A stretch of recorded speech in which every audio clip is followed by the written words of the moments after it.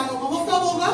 वो 7 साल के अंदर होगा, जो कि जो हमने कल सीखा था कि वो 4 साल के बाद वो कलेश जो है वो चालू होने वाले हैं। तो 4 साल के बाद से लेकर 30 साल अभी कौन सा सन चल रहा है?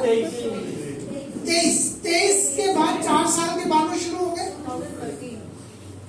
उन 4 साल के बाद जो 7 साल रहेंगे, यानी 31 साल, सन 31 तक, 2031 तक, उनके बीच में कभी भी रैप्चर हो सकता है। ठीक है। और एक थ्योरी कहती है कि कलेश शुरू होने से पहले, जो पृथ्वी के ऊपर कलेश यानी जो विपत्तियां आने वाली है, जो समस्याएं आने वाली है, उनसे पहले ही पुनरुत्थान या रैप्चर जो है वो हो जाएगा। हालेलुया। समझ पा रहे मेरी बात को? अभी करना क्या है? अभी सबसे पहले करना यह है कि हमें तैयार रहना है। बाइबल कहती है जागते रहो, प्रार्थना करते रहो, ताकि तुम परीक्षा में ना पढ़ो। अब ये परीक्षा में ना पढ़ने का मतलब ये परीक्षा नहीं है कि मैं जा रहा था, मेरी मोटरसाइकिल खराब हो गई, मेरा पेट का दर्द हो गया और ये हो गया। ये परीक्षा नहीं है, चप्पल टूट गई है ना, ये परीक्षा नहीं है। परीक्षा वो कलेश की और महाकलेश की बात होगी। ठीक है ना। ऐसा समय आएगा जिस समय पर हम लोग या मानव जाति उन चीजों को सह नहीं पाएगी। ठीक है ना। तो यीशु मसीह कहता है कि जागते रहो, प्रार्थना करते रहो, ताकि तुम परीक्षा में, उन परीक्षाओं में ना पड़ो। ठीक है ना। तो पुनरुत्थान कब होगा? या तो हो सकता है कि हम वो 4 साल से पहले कभी भी पुनरुत्थान हो जाए। और पता कैसे चलेगा?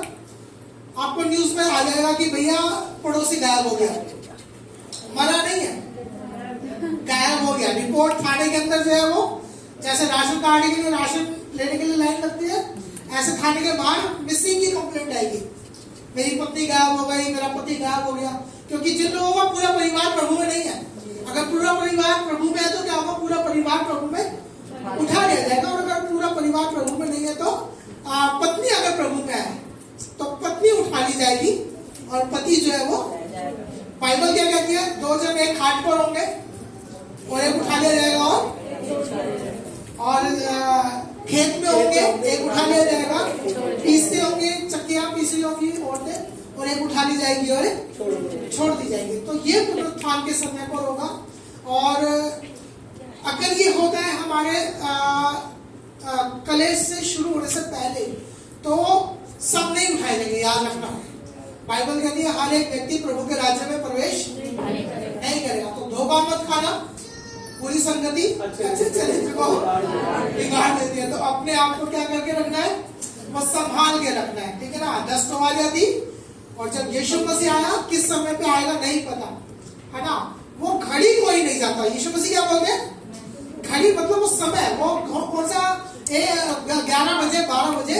लेकिन जो रिसर्च करने वाले, जो हमने कल सुना कि जो तरीका है जो पढ़ने का, जिन्होंने अच्छे से उसको स्टडी किया है, उनका मानना है कि 4 साल के बाद ये सब चीजें होने वाली है।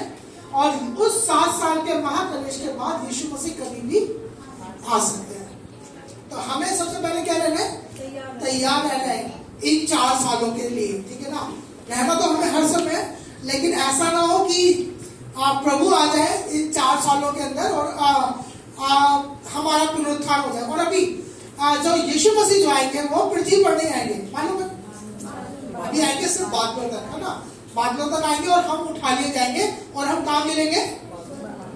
बादलों पर मिलेंगे, और बादलों के साथ फिर हम स्वर्ग में उठा ले जाएंगे, है ना। एक गाना है ना, आखिरी नरसिंगा ऊपर जाने वाला है, तेरा मेरा यीशु आने वाला है ना। और एक गाना और गाते, हम मिलेंगे बादलों पर और देखेगा, यानी वो नीचे रहेंगे और हम लोग प्रभु के साथ बादलों पर होंगे। तो कल की मीटिंग हमें सिखाती है कि हमें तैयार रहना है प्रभु में। और दूसरा, बाई चांस अगर आपको लगे पुनरुत्थान हो गया, लोग चले गए, और आप कहीं गलती से बाई मिस्टेक, ठीक है, रह गए, तो उस समय पे समझ जाना है कि अब हमारे को थोड़ा सुधरने की जरूरत है, अब हमें यू टर्न लेने की जरूरत है। लेकिन वो समय जो होगा वो कहीं ना कहीं हमारे लिए और ज्यादा संभलने का होगा, क्योंकि उस समय पे कलेश बढ़ेगा। ठीक है, दोनों तरफ से मार पड़ेगी।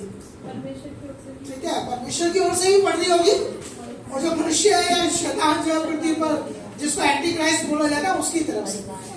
ठीक है ना। तो वहां हमें वो समय देखना ही ना पड़े, है ना। हम लोग पहले ही पुनरुत्थान में क्या हो जाए, वो उठाने हो जाए। Hallelujah, hallelujah. सांस लेते रहो, अच्छा है।